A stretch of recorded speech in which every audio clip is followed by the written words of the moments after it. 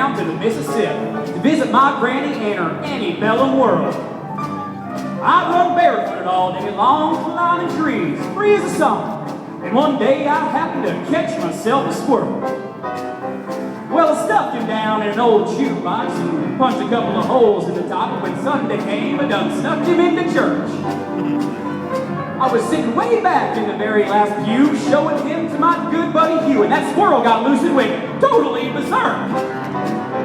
Now, what happened next was hard to tell. Some thought it was heaven, others thought it was hell. The fact that something was among us was plain to see. And as the choir sang, I surrender all. That squirrel ran up hard, knew his coveralls, hard left to his feet, and said, "Something's got a hold on me!" Yeehaw! The day the squirrel went to church, that first up at church, that sneaking little town.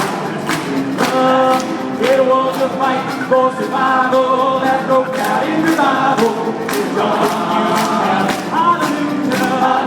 Well, Harv took to the aisles, dancing and screaming. Some thought he had religion, others thought he had a demon, but Harv thought he had a weed eater loosening through the looms. And as he fell to his knees to plead and beg, that squirrel ran out of his breeches leg, unobserved, to the other side of the room. All the way up to the very first pew where sat Sister Bertha Better Than You, who was watching all the motion with sadistic glee.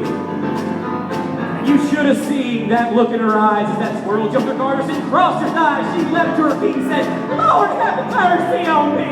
And the squirrel made laps inside of her dress. She began to cry and then to confess sins that would make a sailor blush with shame.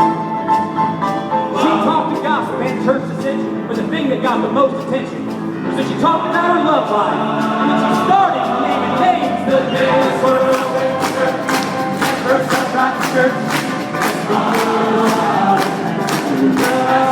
It was a fight for survival that broke out in revival.